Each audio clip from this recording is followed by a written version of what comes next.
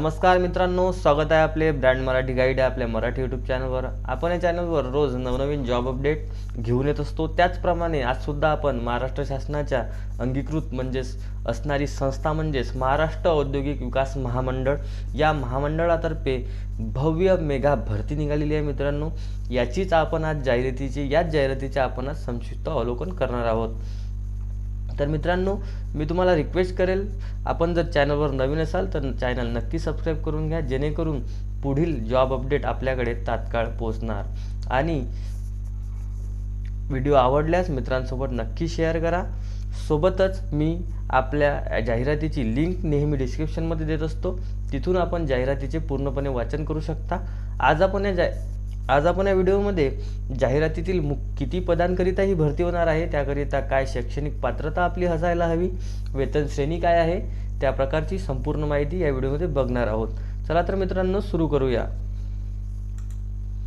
मित्रांनो, मला तुम्हाला सांगायला आवडेल की टोटल 802 रिक्त पदांकरिता ही भरती होणार आहे आणि एकूण 34 प्रकारचे वेगवेगळे पदे वेगवेगळे पोस्टसाठी ही भरती होणार आहे। तर त्यामध्ये कोणकोणती पोस्ट येणार आहे, त्या पोस्टसाठी त्या पदाकरिता आपली शैक्षणिक पात्रता काय असायला हवी आणि त्याकरिता वेतन श्रेणी आपल्याला किती असणार आहे, त्याची माहिती आपण बघणार आहोत। तर मित्रांनो, या ठिकाणी दिलेली आहे कोणकोणते पदांकरिता ही परीक्षा होणार आहे। त्या अगोदर मी तुम्हाला सांगतो की ऑनलाईन अर्ज करण्याची सुरुवात व्हायची आहे। 2 सप्टेंबर 2023 पासून आपण याकरिता अर्ज करू शकता।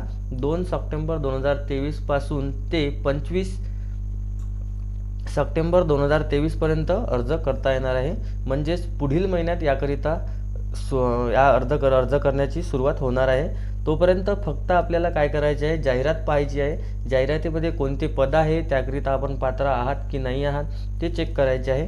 चला तर मित्रांनो, मी तुम्हाला पद कोणते आहे ते सांगतो आणि ऑनलाईन कशा प्रकारचा अर्ज करायचा आहे, कोणती वेबसाईट आहे ते पण तुम्हाला सांगतो। या ठिकाणी पहा, सरळ सेवेने भरावयाच्या पदांकरिता महामंडळाच्या www.midcindia.org या अधिकृत संकेतस्थळावर अर्ज करायचा आहे आपल्याला।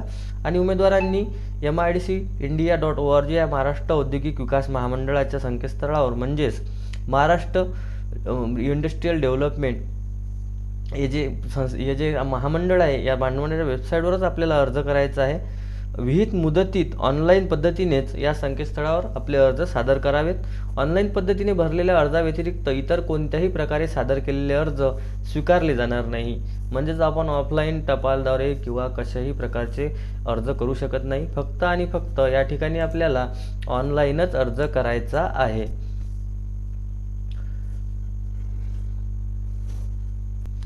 मित्रांनो, या ठिकाणी पहा, ऑनलाईन अर्ज सादर करण्याचे वेळापत्रक दिलेले आहे।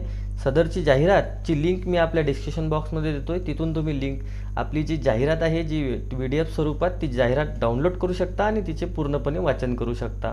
तर या ठिकाणी मी तुम्हाला दाखवत आहे, ऑनलाईन पद्धतीने अर्ज करण्याला सुरुवात व्हायची आहे। या ठिकाणी ऑनलाईन पद्धतीने आपण 2 सप्टेंबर 2023 रोजी अर्ज करू शकतो। त्यानंतर या ठिकाणी अंतिम दिनांक आहे अर्ज सादर करायची 25 सप्टेंबर 2023। 25 सप्टेंबर 2023 पर्यंत आपण या ठिकाणी अर्ज करू शकतो। तर मित्रांनो, महाराष्ट्र इंडस्ट्रियल डेव्हलपमेंट कॉर्पोरेशनमध्ये MIDC मध्ये कोणकोणत्या पदांकरिता या ठिकाणी अर्ज करता येणार आहेत आणि ते कोणते पद आहेत त्याचे आपण अवलोकन करणार आहोत।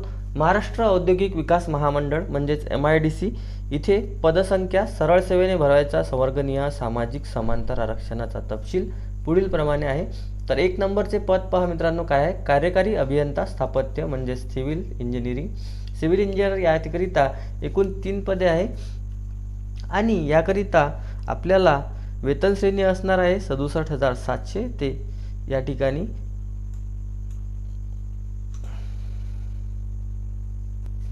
तर मित्रांनो पहा, या ठिकाणी आपल्याला शैक्षणिक अर्हता काय लागणार आहे, कोणत्या पदाकरिता, कार्यकारी अभियंता स्थापत्य सिव्हिल कार्यकारी अभियंता याकरिता आपल्याला मान्यताप्राप्त विद्यापीठाची स्थापत्य अभियांत्रिकी विषयातील पदवी किंवा तत्सम शैक्षणिक अर्हता धारण करणाऱ्या उमेदवारास नियुक्तीने स्थापत्य अभियांत्रिकी विषयातील पदव्युत्तर पदवीधारकांसाठी संबंधित अभियांत्रिकी कामासाठी किमान 3 वर्षाचा अनुभव तसेच पदवीधारकांसाठी 7 वर्षाचा अनुभव याप्रमाणे या ठिकाणी आपल्याला पात्रता व अर्हता लागणार आहे.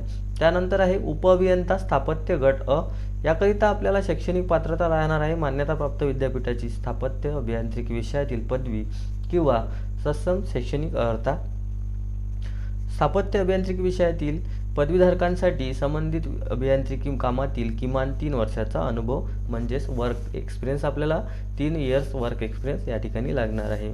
त्यानंतर 3 नंबरचे पद आहे मित्रांनो उपअभियंता विद्युत यांत्रिकी म्हणजेच उपअभियंता विद्युत म्हणजेच इलेक्ट्रिकल आणि मेकॅनिकल याकरिता गट अ करिता एकूण पदे या ठिकाणी 2 आहेत 3 पदे आहेत आणि शैक्षणिक अर्हता लागणार आहे मान्यताप्राप्त विद्यापीठाची मेकॅनिकल आणि इलेक्ट्रिकल विषयातील पदवी सोबतच आपल्याला 3 वर्षाचा अनुभव. 4 नंबरचे पद आहे मित्रांनो सहयोगी रचनाकार गट अ एकूण 2 पदे आहेत. त्याकरिता मान्यताप्राप्त विद्यापीठाची स्थापत्य अभियांत्रिकी किंवा वास्तुशास्त्रज्ञ विषयातील पदवी अथवा समतुल्य अर्हता. नगररचना विषयातील पदव्युत्तर पदवी म्हणजेच ME टाउन प्लॅनिंग किंवा इंडस्ट्रियल टाउन प्लॅनिंग मधील पदविका. तसेच 5 नंबरचे जे पद आहे उपरचनाकार गट अ एकूण पदे 2. या ठिकाणी 2 पदेसाठी हे जे पद आहे यासाठी 2 पदे रिक्त आहेत. त्याकरिता शैक्षणिक पात्रता आहे मान्यताप्राप्त विद्यापीठाची स्थापत्य म्हणजे सिव्हिल इंजिनिअरिंग डिग्री आपल्याकडे असायला हवी आणि नगररचना अथवा तत्संबंधीचा कामाविषयीचा 3 वर्षाचा म्हणजे 3 वर्षाचा कामाचा अनुभव आपल्याला हवा. त्यानंतर उपमुख्य लेखा अधिकारी गट एकूण 2 पदे. याकरिता सुद्धा आपल्याला कोणत्याही पदवी परीक्षा उत्तीर्ण म्हणजेच मान्यताप्राप्त विद्यापीठाची कोणत्याही शाखेची म्हणजेच आर्ट कॉमर्स सायन्स किंवा आपण इंजिनिअरिंग असाल तरी चालते. या ठिकाणी आपल्याला उपमुख्य लेखा अधिकारीसाठी गट अ करिता पद आहे. तसेच मान्यताप्राप्त विद्यापीठाची वित्तीय व्यवस्थापनातील म्हणजेच MBA फायनान्स किमान B+ किंवा तत्सम श्रेणीमध्ये उत्तीर्ण असायला हवे. त्यानंतर सहाय्यक अभियंता स्थापत्य गट ब एकूण 107 पदे आहे. हे जे पद आहे मित्रांनो हे जे पोस्ट आहे याकरिता एकूण खूप जास्त पदे रिक्त आहेत 107 पदे आहेत मित्रांनो. या ठिकाणी कोणते सहाय्यक अभियंता स्थापत्य म्हणजेच असिस्टंट इंजिनियर सिव्हिल याकरिता आपल्याला स्थापत्य अभियांत्रिकी मधील पदवी म्हणजे सिव्हिल इंजिनिअरिंगची आपल्याला डिग्री या ठिकाणी हवी आहे. त्यानंतर पहा मित्रांनो सहाय्यक अभियंता विद्युत आणि यांत्रिकी म्हणजेच इलेक्ट्रिकल आणि मेकॅनिकल्स या ठिकाणी सुद्धा आपल्याला अभियांत्रिकीची पदवी डिग्री लागते पण या ठिकाणी ब्रँच आपली इलेक्ट्रिकल आणि मेकॅनिकल असायला हवी. त्यानंतर सहाय्यक रचनाकार गट ब या ठिकाणी आपल्याला पात्रता पहा शैक्षणिक मान्यताप्राप्त विद्यापीठाची स्थापत्य अभियांत्रिकी विषयातील वास्तुशास्त्र नगररचना या विषयातील पदवी अथवा समतुल्य अर्हता धारण करणाऱ्या उमेदवारांमधूनच या ठिकाणी निवड होईल. त्यानंतर सहाय्यक वास्तुशास्त्रज्ञ गट ब एकूण 2 पदे. याकरिता आपल्याला वास्तुशास्त्र या विषयातील पदवी लागणार आहे. त्यानंतर लेखा अधिकारी गट ब एकूण 3 पदे. याकरिता आपल्याला मान्यता विद्यापीठाची वाणिज्य म्हणजेच कॉमर्स शाखेची पदवी लागणार आहे. त्यानंतर क्षेत्र व्यवस्थापक गट ब एकूण 8 पदे. याकरिता आपल्याला मान्यता प्राप्त विद्यापीठाची कोणत्याही शाखेतील म्हणजे आर्ट कॉमर्स सायन्स यापैकी कोणतीही आपली पदवी असू शकते तरी आपण या ठिकाणी अर्ज करू शकता. यानंतर आहे कनिष्ठ अभियंता स्थापत्य गट क एकूण 17 पदे. याकरिता आपण मान्यताप्राप्त तंत्रशिक्षण मंडळाची स्थापत्य अभियांत्रिकी मधील पदविका किंवा तत्सम शैक्षणिक अर्हता धारण केलेला उमेदवार असायला हवा. हेच इथे पत्र ऑनलाईन पद्धतीने अर्ज सादर करू शकतात. कनिष्ठ अभियंता विद्युत यांत्रिकी गट क एकूण 2 पदे. याकरिता आपल्याला शैक्षणिक पात्रता हवी आहे तंत्रशिक्षण मंडळाची यांत्रिकी किंवा इलेक्ट्रिकल अभियांत्रिकी मधील पदविका तत्सम शैक्षणिक अर्हता आपल्याकडे धारण केलेली असावी. त्यानंतर आहे लघुलेखक उच्च श्रेणी गट क एकूण 14 पदे. याकरिता आपल्याला कोणत्याही शाखेची पदवी पाहिजे. त्यानंतर राज्य शासनाची मराठी लघुलेखनाची 100 शब्द प्रति मिनिट तसेच इंग्रजी 40 शब्द प्रति मिनिट व मराठी 40 शब्द प्रति मिनिट टंकलेखनाची वेगाची परीक्षा उत्तीर्ण अथवा राज्य शासनाची इंग्रजी लघुलेखनाची 120 तसेच इंग्रजी टंकलेखनाची 40 शब्द आणि मराठी टंकलेखनाची 40 शब्द प्रति मिनिट परीक्षा उत्तीर्ण असायला हवी. त्यानंतर लघुलेखक निम्न श्रेणी गट क एकूण 20 पदे. याकरिता आपल्याला पदवीधर कोणत्याही शाखेतील आणि राज्य शासनाच्या लघुलेखनाची 80 शब्द प्रति मिनिट किंवा इंग्रजी टंकलेखनाची 40 अथवा राज्य शासनाच्या लघुलेखन इंग्रजी 100 आणि मराठी 40 आणि इंग्रजी 40 व मराठी 40 या ठिकाणी लागणार आहे. लघु टंकलेखक गट क एकूण 7 पदे. याकरिता आपल्याला मान्यताप्राप्त विद्यापीठाच्या कोणत्याही शाखेची म्हणजेच आर्ट कॉमर्स सायन्स यापैकी कोणत्याही शाखेची आपल्याकडे पदवी असणे गरजेचे आहे आणि याकरिता आपल्याला लघुलेखनाची 60 शब्द प्रति मिनिटची परीक्षा उत्तीर्ण असणे आवश्यक आहे. सहाय्यक गट क एकूण 3 पदे. याकरिता कोणत्याही शाखेची पदवी सोबतच सेवेत दाखल झाल्यानंतर 2 वर्षात आपल्याला MSCIT परीक्षा उत्तीर्ण होणे आवश्यक आहे. म्हणजे जेव्हा आपण कामावर प्रत्यक्षप्रमाणे रुजू होता त्यानंतर रुजू झाल्यानंतर आपल्याला 2 वर्षाचा कालावधी हा MSCIT परीक्षा उत्तीर्ण करण्यासाठी दिला जातो आणि आपणच रुजू झाल्यानंतर 2 वर्षात MSCIT प्रमाणपत्र उत्तीर्ण होऊन या ठिकाणी सादर करावे लागते. त्यामुळे आपले चालू कामात आपल्याला हे काम करावे लागते. त्यानंतर आहे लिपिक टंकलेखक गट क एकूण 66 पदे. याकरिता आपल्याला मान्यताप्राप्त विद्यापीठाची कोणत्याही शाखेची पदवी अथवा तत्सम परीक्षा उत्तीर्ण हवी. राज्य शासनाची मराठी टंकलेखनाची 30 शब्द प्रति मिनिट, इंग्रजी टंकलेखनाची 40 शब्द प्रति मिनिट वेगाची परीक्षा उत्तीर्ण. MSCIT परीक्षा आपल्याला या ठिकाणी पूर्वीप्रमाणेच उत्तीर्ण असायला हवी. त्यानंतर वेळ देता येणार नाही.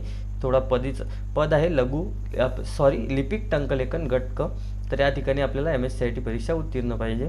वरिष्ठ लेखापाल गट क एकूण 6 पदे आहेत.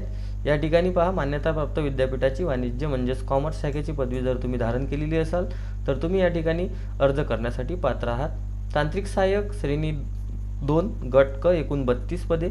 याकरिता आपल्याला शासकीय किंवा शासनमान्य औद्योगिक प्रशिक्षण संस्था म्हणजेच ITI यामधील विद्युत या विषयातील अभ्यासक्रम परीक्षा उत्तीर्ण किंवा शासकीय किंवा शासनमान्य औद्योगिक प्रशिक्षण संस्थेची स्थापत्य अभियांत्रिकी बांधकाम निरीक्षक विषयाच्या अभ्यासक्रम परीक्षा उत्तीर्ण आपण असायला हवं, तरच आपण या ठिकाणी अर्ज करू शकतो. नंतर पद पहा मित्रांनो, वीजतंत्री म्हणजेच या ठिकाणी आपण इलेक्ट्रिशियन असे म्हणू शकतो. इलेक्ट्रिशियन श्रेणी 2 गट क. याकरिता आपल्याला शालांत परीक्षा उत्तीर्ण म्हणजेच 10वी. त्यानंतर औद्योगिक प्रशिक्षण म्हणजेच ITI विद्युत अभ्यासक्रम पूर्ण. सार्वजनिक बांधकाम विभागाच्या अनुज्ञापक मंडळाचे क्षमता प्रमाणपत्र धारक असणे आवश्यक आहे. मित्रांनो, खूप महत्त्वाचे आहे. तुम्ही जर ITI असाल तर तुम्ही यासाठी पात्र नसणार आहात. फक्त 10वी पास आणि तुमचा ITI झालेला असेल तर तुमचं या ठिकाणी पात्रता तुम्ही अर्ज करू शकणार नाही. तुमच्याकडे सार्वजनिक बांधकाम विभागाच्या अनुज्ञापक मंडळाचे क्षमता प्रमाणपत्र असायला हवे.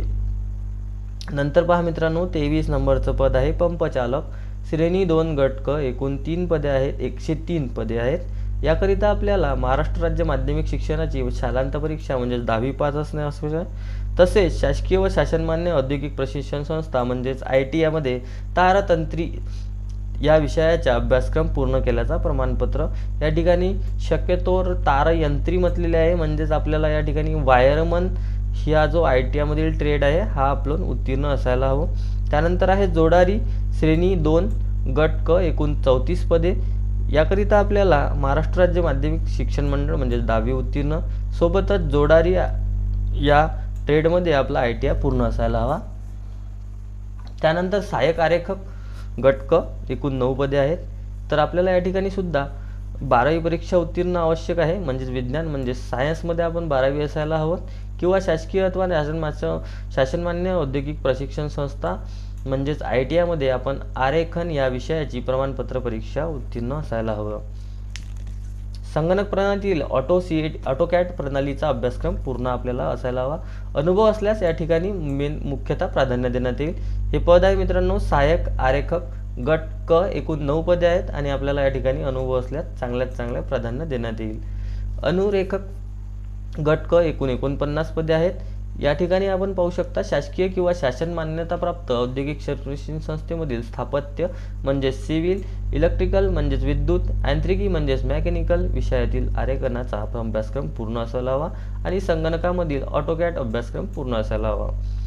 गाळणी निरीक्षक गट क एकूण 2 पदे आहेत. या ठिकाणी तर आपल्याला शैक्षणिक पात्रता लागणार आहे. गाळणी निरीक्षकसाठी मान्यताप्राप्त विद्यापीठाची रसायनशास्त्र या प्रमुख विषयासह विज्ञान शाखेतील पदवी म्हणजेच BSc तुम्ही जर असाल तर या ठिकाणी पात्र आहात. त्यानंतर आहे भूमापक गट क, एकूण 26 पदे आणि आपल्याला भूमापकसाठी लागणार आहे संगणक प्रणालीचा ऑटोकॅड अभ्यासक्रम पूर्ण आणि शासकीय औद्योगिक प्रशिक्षण संस्था म्हणजेच ITI मध्ये भूमापक विषयाचा अभ्यासक्रम पूर्ण. त्यानंतर विभागीय अग्निशामक अधिकारी, त्याकरिता आपल्याला कोणत्याही शाखेचे पदवीधर असणे आवश्यक आहे. सोबतच आपल्याला गृह मंत्रालय म्हणजे BE फायर अथवा advance diploma in fire engineering उत्तीर्ण असायला हवा आणि सोबतच membership examination fire institute of fire engineers United kingdom या संस्थेकडून पदवी प्राप्त केलेली असावी. त्यानंतर या पदाकरिता अनुभव असल्यास जास्तीत जास्त प्राधान्य देण्यात येईल.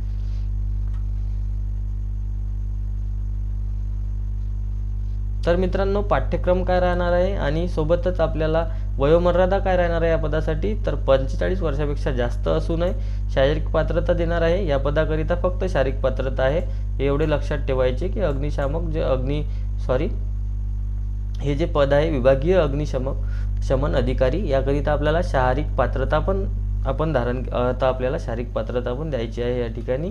त्यानंतरचे पद आहे मित्रांनो सहाय्यक अग्निशामक अधिकारी गट क, एकूण 8 पदे. याकरिता सुद्धा सेम आपल्याला सर्व या ठिकाणी सारखाच पाठ्यक्रम म्हणजे सारखाच शैक्षणिक अर्थ लागणार आहे. आणि त्यानंतर पद आहे कनिष्ठ संचार अधिकारी गट क, एकूण 2 पदे. याकरिता सुद्धा आपल्याला BE म्हणजेच इंजिनिअरिंगमध्ये आपलं इलेक्ट्रॉनिक्स अँड टेलिकम्युनिकेशन किंवा इलेक्ट्रॉनिक आणि रेडिओ कम्युनिकेशन किंवा BE कॉम्प्युटर कम्युनिकेशन्स इत्यादी आपल्याला डिप्लोमा डिग्री लागणार आहे आणि diploma in electronics and radio engineering प्रथम श्रेणी उत्तीर्ण असायला हवा. त्यानंतर वयोमर्यादा या पदासाठी जास्तीत जास्त 40 वर्षापेक्षा असू शकते. महत्त्वाचे आहे उपरोक्त गटासाठी आवश्यक असणारी पात्रता व अनुभव पात्र उमेदवार उपलब्ध झाले नाहीत तरच 2 गटातील पात्र उमेदवारांच्या निवडीसाठी विचार केला जाईल. MSc परीक्षा अथवा समकक्ष परीक्षा उत्तीर्ण असायला हवे. मराठी व इंग्रजी भाषेचे ज्ञान असणे आवश्यक आहे.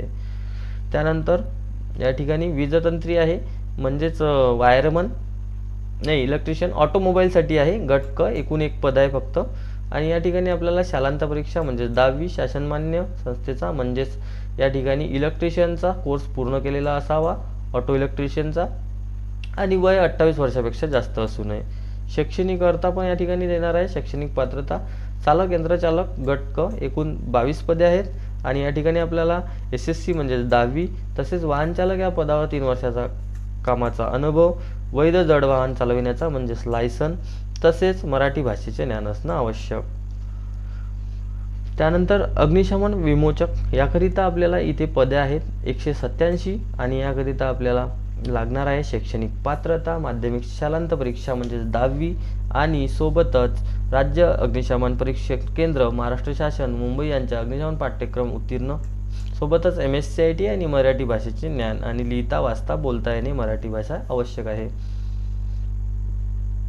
तर मित्रांनो, या ठिकाणी एकूण 34 वेगवेगळे पदांची माहिती मी आता तुम्हाला सांगितलेली आहे. त्याकरिता काय शैक्षणिक पात्रता हवी आणि सोबतच या ठिकाणी आता खेळाडू आरक्षण, भूकंपग्रस्त, प्रकल्पग्रस्त अशा प्रकारचे दिव्यांग आरक्षण दिलेले आहेत. त्यांची सविस्तर माहिती मी तुम्हाला इथे देत नाही आहे. ते तुम्ही माहिती वाचून घ्या. मी तुम्हाला सदरची लिंक या PDF ची देत आहोत. तिथून तुम्ही क्लिक करून हे डाउनलोड करू शकता. डिस्क्रिप्शन बॉक्समध्ये आपल्या लिंक आहे. तसेच आपल्या टेलिग्राम चॅनलवरती आपल्या इंस्टाग्राम अकाउंटची लिंक आहे. तिथे मला तुम्ही डायरेक्ट टेक्स्ट मेसेज करा. मी तुम्हाला पूर्णपणे मदत करेल. तुम्ही डायरेक्ट मेसेज करा इंस्टाग्रामवर. मी तुम्हाला पण तिथे उत्तर देईल. कमेंट सेक्शनमध्ये पण तुम्ही तुमची अडचणी मांडू शकता. मित्रांनो, या ठिकाणी पहा कोणत्या पदांसाठी म्हणजेच कोणत्या पदांसाठी अपंगत्वाचा आपल्याला जर अपंगत्व असेल तर ते कोणत्या प्रकारचं असायला हवं त्याची पण इथे दिलेली आहे पूर्णपणे माहिती.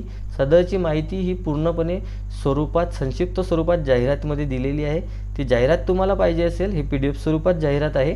PDF स्वरूपात मी आपल्या लिंकवर देतो डिस्क्रिप्शन बॉक्समध्ये. तिथून तुम्ही डाउनलोड करून घ्या आणि पूर्णपणे वाचून नंतरच या आपल्या सदरच्या पदांसाठी अर्ज करा. मित्रांनो, एक महत्त्वाचा मुद्दा आहे. परीक्षा शुल्क मी तुम्हाला इथे सांगितलेलं नाही, पण परीक्षा शुल्क आता राज्य शासनाच्या भरतीसाठी नियमितपणे खुल्या प्रवर्गासाठी 1000 रुपये आणि मागासवर्गीय यांच्यासाठी 900 रुपये एवढे सर्व डिपार्टमेंटकरिता सर्व विभागांकरिता सारखेच आपल्याला इथे परीक्षा शुल्क लागणार आहे।